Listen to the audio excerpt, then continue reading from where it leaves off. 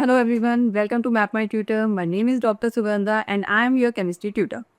In this session, I am going to discuss NEET 2025 Chemistry PYQ. See, let me be very honest, this exam was not at all difficult.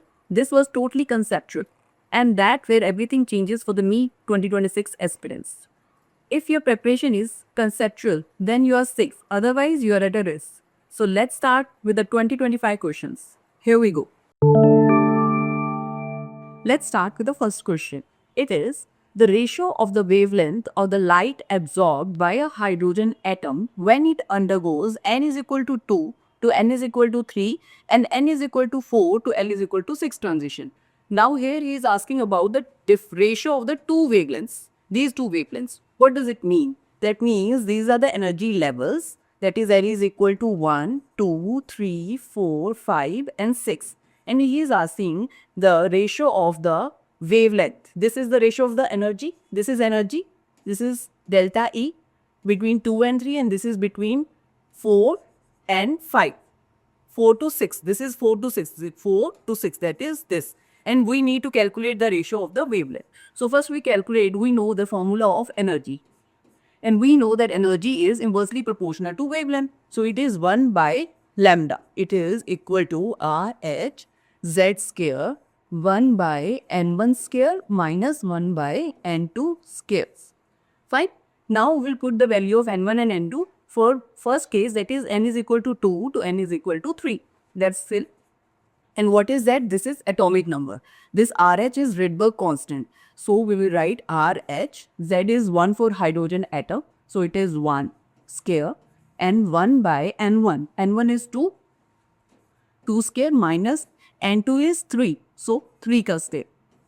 So it comes out to be RH 1 by 4 minus 1 by 9. That is equal to, we'll take the LCM. It is 36. 9 minus 5, that is 9 minus 4, sorry, it is equal to 5 RH by 36. This is the first case. In the second case, it is E is equal to RH 1 by lambda is equal to RH Z square 1 by N1 square minus 1 by N2 square. Now we will fill the values of 4 and 6 for the second case, that is equal to RH. Z is again 1 square, that is equal to 1 by 4 square minus 1 by 6 square. So it is equal to RH 1 by 16 minus 1 by 36. So let's see what it is. 16 into 36. 36 minus 16 RH. Fine. So it comes out to be 20 RH by 36 into 16. Now we need to calculate the ratio of the wavelength. So what will we do? We'll calculate, this is let's say 1, this is 2. Now we'll do the ratio. For that, I'm removing this part and we'll do the ratio over here only. See, if I rub this and calculate the ratio, it would be 1, it is lambda 1 by lambda 2. That is equal to, what will be the lambda 1? This is the value of lambda 1. Fine. What it is? This is 1 by lambda 1. So lambda 1 would be 36 by 5 RH. Right? Multiplied by lambda 2. What will be lambda 2? This is 1 by lambda 2. So lambda 2 will be opposite. So it will be 20 RH by 16 into 36. So on cancelling RH into RH, 5 by 4, 4 by this 4 and this. So value comes out to be 1 by 4. See. Okay, so the answer is this D, 1 by 4, right? So it was just, we need to calculate the wavelength and we know the formula of energy, that this is equal to RH Z square 1 by N1 square minus 1 by N2 square. By calculating the value of wavelength for these two terms, we can calculate the ratio of the wavelength and the answer comes out to be 1 by 4. It is little lengthy, but it is very easy. It is not difficult. Earlier they asked only this part. Now this time they have asked both the parts. We just calculate the values and calculate the ratio of the wavelength. Okay. Let's move to the next question. I hope you all understood. Let's see the second question. Which of the following statements are true? See, very like what it is? It is true. We know we should know the right true statement. So what it is unlike gallium that is a very high melting point, cesium has a very low melting point. Is this the right statement? No, because he is saying that gallium has a very high melting point, but we know that gallium melting point is around 30 degree and it can melt even on a hand. So it can't be very high melting point. So this statement is wrong. And he's saying cesium has a very low melting point. That is fine. It has a melting point around 29.8. It is true, but this is wrong. So this statement is not true. Second is, on Pauling scale, the electronegativity values of nitrogen and fluorine are not the same. Again, this is a wrong statement because we know that according to Pauling scale, the electronegativity values of nitrogen and fluorine is 3. Same for both the values, terms. Okay, so this is also the wrong statement. Next is argon, potassium positive, chloride negative, calcium 2 positive and sulfur 2 negative are all isoelectronic species. Is this true? Yes, it is true. We know all these are isoelectronic because they all have same number of electrons. See, argon is 18, atomic number of potassium is 19, minus 1 again it is 18, chloride is 17, plus 1 for minus 1 that is 18, calcium is 20, minus 2 it is 18 and it is again this is 16 plus 2 18. So all these elements ions have the same atomic same number of electrons, so they are isoelectronic species. So this is the true statement. So true. Next is the correct order of the first ionization enthalpies of sodium, magnesium, aluminium and silicon is this. Is this the right? What do you mean by ionization enthalpy? What is that? It is ionization energy. What is that? Ionization energy is the amount of energy required to remove an electron from the outermost shell, right? So for that we need to know the electronic configuration of these elements. See, here only we can know that electronic configuration of aluminium is Ns2Np1, right? For aluminium, it is Ns2Np1. And for magnesium, it is Ns2, right? See, here in the p orbital, it is easy to remove one electron.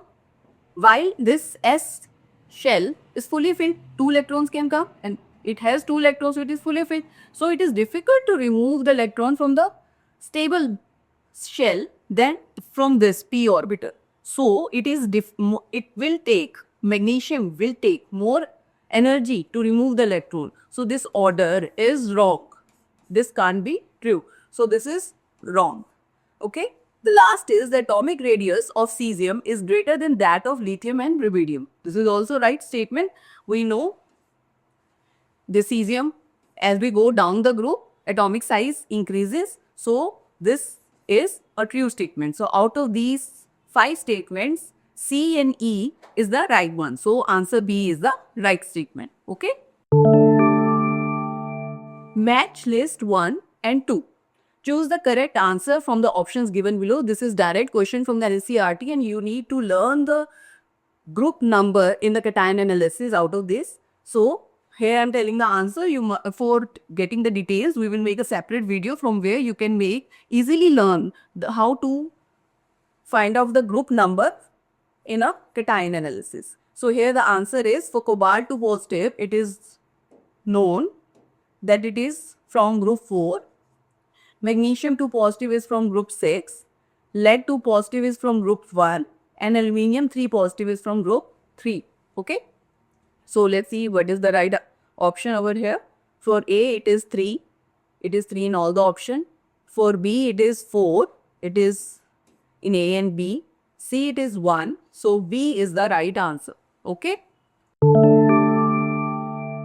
Next is predict the major product P in the following sequence of reactions. It is, now we need to solve this. See, it is CH3. First is HBr and peroxide. It is a very famous reaction. We know that when this alkyl halide comes with, or HBr, this HBr specifically comes with peroxide, it shows anti-Marconics of Roux, also known as Kharach effect, right? This is a very important reaction and usually comes in a competitive exam. You must go through this example. So what will happen, what is according to anti-Marconics of Roux? It is that the negative part, this is positive, this is negative. Negative part goes to that carbon which has more number of hydrogens. So in this case, on this double bond, this negative part comes out here. It will attack on this carbon.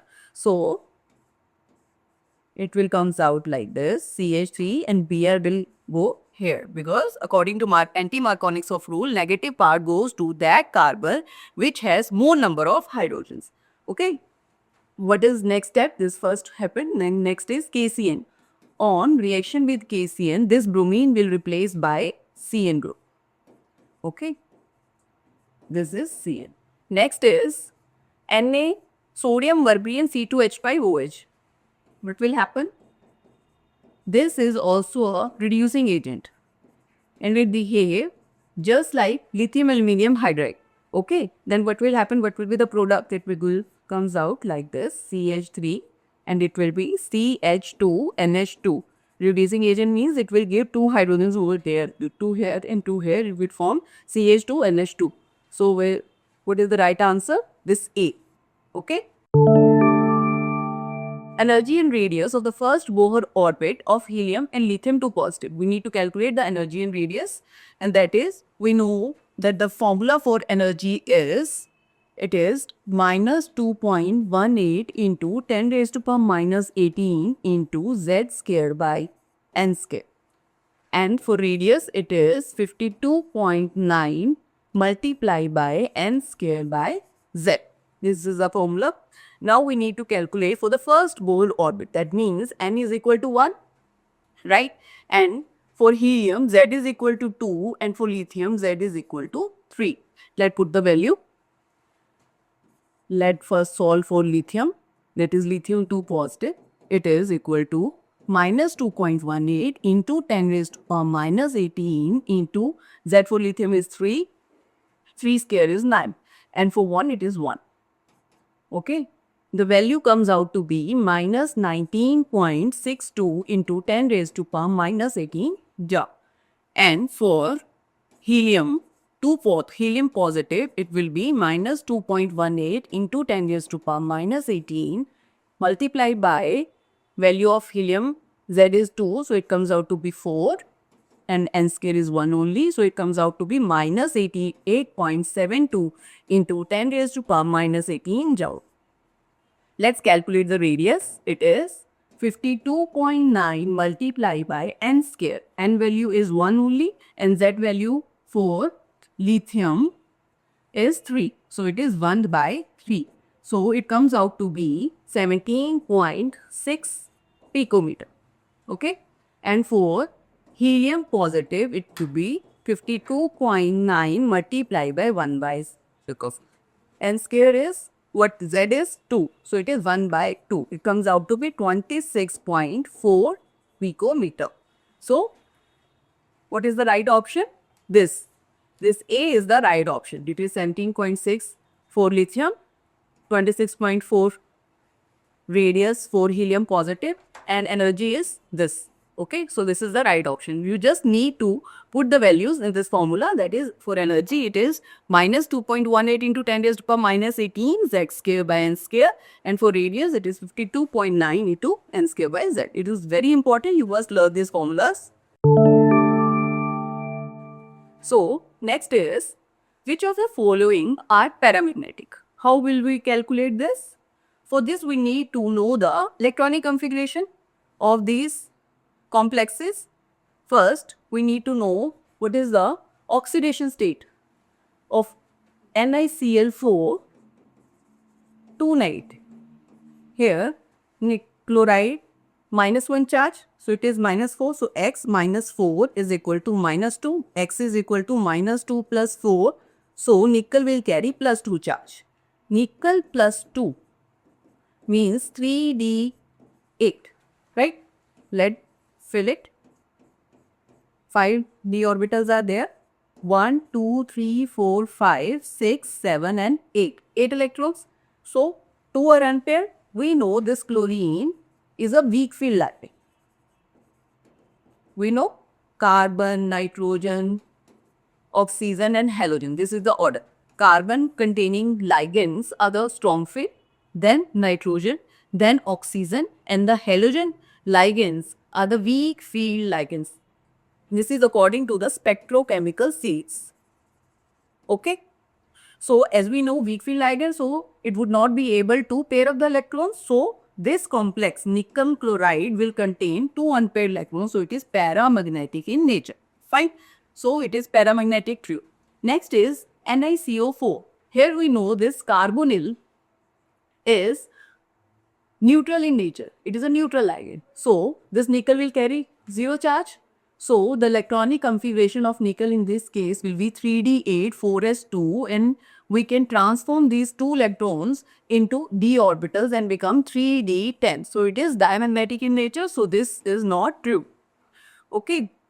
NiCN4 2 negative. In this also we know cyanide carry 1 charge, minus 1 charge. So 4 cyanide are there, so it will carry minus 4 charge. So the oxidation state of nickel will come out to be plus 2. Okay. So in option C, NiCN4 2 negative, it will be nickel plus U. Okay. So again, when we write down by filling these electrons, it will become out 3d8. So same electronic configuration will come, but in this case, see, cyanide is there. Cyanide ligand is a strong field ligand. So if it is a strong field, it would be able to pair up the electrons. Okay. So in this case, it comes out like this: 1, 2, 3, 4, 5, 6, 7, 8, and on pairing, this electron will come here. So it has no unpaired electrons, so it is diamagnetic in nature. So this is also not the right answer. Sorry, this one. Next is nickel 6 water ligand and 2 positive. This water is also a weak field ligand. Here the electronic configuration and a neutral ligand. So the oxidation state of nickel is plus 2. In option D, it is plus 2. Right? So nickel plus 2 is 3d8. So what it will be? 3d8. So again the same thing, weak ligand, and it will contain the 2 unpaired electrons. So it is paramagnetic in nature. So it is paramagnetic. Okay. Next is nickel PPH3 4. This is also a neutral ligand, will carry 0 charge. 0 charge means nickel will also carry 0 charge. So nickel 0 means 3d10. Right? 3d8 4s2, 2 will go in d orbital and it will become 3d10. So it is also a paired electron. So the right option is A and D. So where it is option C. So option C. So out of these complexes, only A and D is paramagnetic in nature. Okay. Let's move to the next question. See, it says given below are the 2 statements. Statement 1, like nitrogen that can form ammonia, arsenic can form arsenic. Let's see. Nitrogen and arsenic, it comes in the same family. Nitrogen, phosphorus, arsenic, antimony and bismuth. And the electronic configuration is Ns2 and P3. So by losing 3 electrons from the p orbital, it can form oxidation state plus 3. And by losing all the outer electrons, s and p orbitals, by losing these 5 electrons, they can form oxidation state plus 5. True? So they can form compounds with ammonia and arsenic. Like this. See, if nitrogen is Ns2 and P3. So the hydrogen can come here and they can form compound NH3. Likewise arsenic. So this is a true statement. Okay. Next is antimony cannot form antimony pentoxide. What it is? It is Sb2O5. And antimony also comes in the nitrogen family. And I just told that it can form oxidation state plus 3 and plus 5. So here it is plus 5 oxidation state. So it can exist. Okay. But here it is saying it cannot form. So this is a wrong statement. So statement 2 is first, but statement 2 Statement 1 is true and statement 2 is not. So out of these options, this is the right option. Statement 1 is correct, but statement 2 is incorrect. Let's move to the next question. Which among the following electronic configuration belongs to the main group elements? So main group elements contains S and P block elements. Main group elements also known as representative elements. Okay. So it contains S and P block elements. So let's see the option. In option A, it is 3s1, so it is true. In option B, it is 3d3, 4s2. So these are the transition elements, not the main group elements. Here it is 4d10, 5s2, 5p5. This is 5p5. So it is true, P block elements. 3d10, 4s1, again transition elements, no. And here it is 4s0, 5, 6d2, 7s2, again the D block elements. So only the option 2 is A and C. So this is the right option. Okay. Let's move to the next question. Dalton's atomic theory could not explain which of the following? Law of conservation of mass? Yes. Law of constant proportion? Yes. Law of multiple proportion? Yes. Law of gaseous volume? No. Dalton's atomic theory don't explain the law of gaseous volume, but only these three. So could not explain means D is the right answer. Okay. Here they are asking about the oxidation state of these underlined elements. First it is KO2. So KO2, here this is alkali metals. We know all alkali metals have oxidation state +1. So +1 is the right option. So out of these B and D got cancelled. Next is H2O2. That means this +2 +1 of one hydrogen means 2 hydrogen, it is +2. So it goes here. So one oxygen will carry -1, right? So it is -1. So this is the wrong. We can also see for H2SO4, oxidation state of sulfur. So it is 2, 4 hydrogen plus X minus 8, 4 oxygen. 1 oxygen carry -2 charge. For 4 oxygen, it is -8 charge. It's equal to this. So X is equal to +6. So this is the right answer. Okay. This is important and very easy. So you must go through such type of questions. Never skip such questions. If the half-life for a first order reaction is 1 minute, then the time required for 99.9% completion of the reaction is closest to, see, this is direct formula. In your book also it is given, this is direct pen. Here you need to calculate the time for 99.9%. We know for T, 99.9% is equal to 10 times of T, 50%. This is direct formula. And here we know for T half, it is 1 minute. If we put 1 minute to 10 into 1, it is 10 minutes. So 10 minutes is the answer. You can solve easily, right? In a fraction of seconds. Or if you want to go through a lengthy formula, it is also very simple. That is T 99.9% by T 50%. It is equal to 2.303 by K log 100 by 0.1. Why 0.1? 100 minus 99.9, that is 0.1 divided by 2.303 by K log 100 by 50. 100 minus 50 is 50, so it is 100 by 50, right? So on cancelling these two terms, here it comes, if we go 1 0 here, it is log 1000 is 3 by this is 2. So log 2 is 0.3. If we remove this decimal comes here, it comes up to be 10. Say again 10 minutes. So it is very easy. You can go directly with this formula also. Okay. See the next question. The correct order of the wavelength of the light absorbed by the following complexes. We need to tell the order of wavelength. And we know energy is inversely proportional to wavelength. If we know the order of energy of these ligands, we can calculate the order of wavelength. Okay. So first see the complexes. This is octahedral complex. Again octahedral. This is tetrahedral and this is octahedral. And we know that out of octahedral and tetrahedral, tetrahedral has a lesser energy. We know that delta T is equal to 4 by 9 delta O, right? Delta T has a less energy as compared to delta O. That means this complex tetrahedral complex must have higher wavelength, right? If it has low energy, then wavelength must be high. So out of all the four complexes, C must have the higher wavelength. So these two options contain C at a high wavelength. So this will get cancelled. Okay, now we'll see what will come next. So here it is ammonia, cyano and water. I just wrote in the last question that the order of wavelength according to the spectra chemical series, the order of the energy of the ligands are carbon, nitrogen, oxygen and halogen, right? So here carbon is this cyano.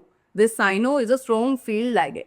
So strong field ligand means energy is very high. If energy is very high, wavelength will be very less. So out of these, B has the lowest wavelength. So it is there in both the options. Let's move to the next. Next is ammonia. Ammonia has next higher energy, so wavelength will be second least. So here it is ammonia, A option are there. So this is the right answer.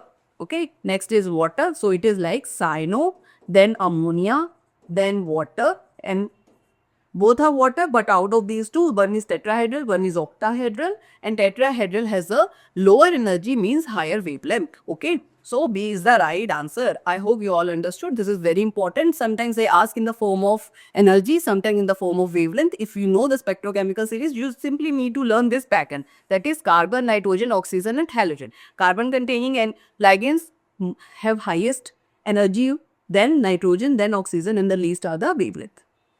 Okay, let's move to the next question. Which one of the following compound can exist as cis-trans isomer? Okay, let's see. First is pent-1-ene. Pent-1-ene. 1, 2, 3, 4, 5. 1-ene means double bond come here, right? So it is HH.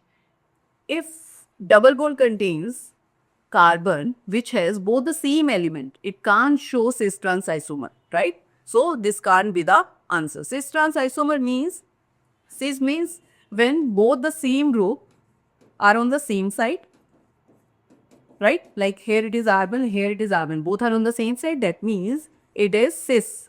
If both the same group are on the opposite side, then that means it is same group on the opposite side, that means it is trans. So this is cis, this is trans. So here when both the hydrogens are same, that means it can't show cis-trans isomers. Okay. Let's see the other options. Wait. Second is 2-methyl-hex-2-ene. 2-methyl-hex-2-ene. 1, 2, 3, 4. 1, 2, 3, 4, 5 and 6. 2-methyl. Right? So here it is methyl, here it is methyl again. Same carbon, this carbon containing double bond has both the same methyl groups. Okay. So again this compound can also not show cis-trans isomer. Next is 1,1-dimethyl cyclopropane. Cyclopropane is this. 1,1-dimethyl means this. Again this carbon contains both the same group. So this can also not show the cis-trans isomer. Next is 1,2-dimethyl cyclohexane. Cyclohexane, and first and second condition contains methyl. Now see, it has two different groups, CH3 and H. They are two different. They can exist in this manner where both are on the same side, CH3, and H on the same side, that is cis. Another can be CH3 here above the plane and CH3 second is below the plane. Okay, so this can show cis-trans isomer. Okay, so D is the right answer. So while watching that either the compound can exist as cis-trans isomer, we just see that double bond containing carbon has the same group or the different group. If it has the same group, it can't show cis-trans isomer. Okay, let's move to the next question. Phosphoric acid ionizes in 3 steps with their ionization constant values K1, K2 and K3 respectively. While K is the overall ionization constant, which of the following statements are true? First, we should write the steps for the ionization constant for phosphoric acid.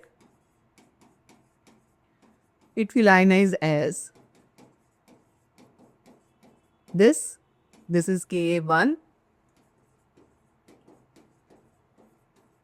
It comes out to be H positive plus HPO4 2 negative K2 HPO4 2 negative, choose one more H positive, it will give PO4 3 negative Ka3.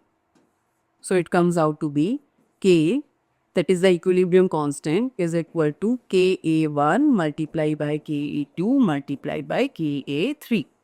Now let's see the options. He's saying which of the following statements are true.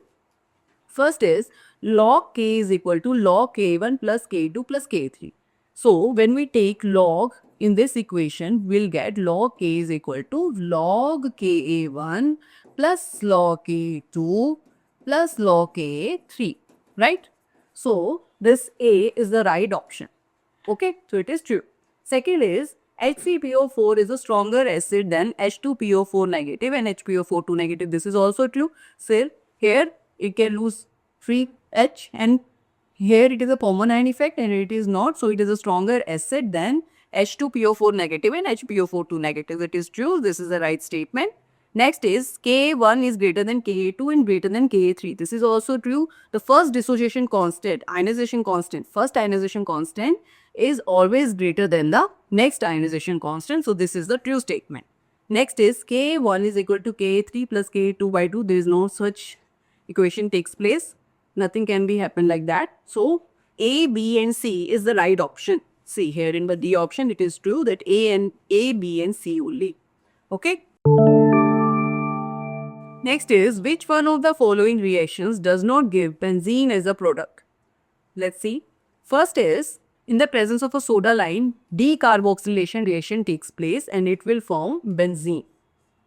Okay. He is asking does not give benzene. So first can give benzene, so this can't be the answer.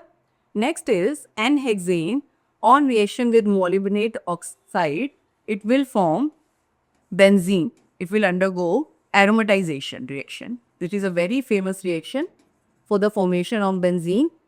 So this also gives benzene, so this can't be the answer. Next is on reaction of alkyne with red hot iron tube also gives benzene. So this is also, this can't be the answer. Next is this benzene diazonium chloride on reaction with warm water, what will happen? See, this will break. Okay, N2 and Cl negative it will come out. So on reaction with this it will form phenol. Okay, so this will not give benzene but will give phenol. So D is the right answer. Okay. Next is if the molar conductivity of a 0.050 mole per liter solution of a monobasic weak acid is this. This is if the molar conductivity of a 0.050 mole per liter solution of a monobasic weak acid is this. This is value of lambda m, that is 90 centimeter square per mole. Its extent degree of dissociation will be, we need to calculate the degree of dissociation. The formula is lambda m by lambda naught m, right? So we know the values 90 by what is lambda naught m? Lambda naught m is lambda naught positive plus lambda naught negative. So it comes out to be 349.6 plus 50.4. So it comes out to be 400, right? So it is 400. So it comes out to be 0.225. Okay. So C is the right option. Fine. This is very easy and very important how to calculate the degree of dissociation, that is lambda m molar conductivity by molar conductivity in a pure state. Okay.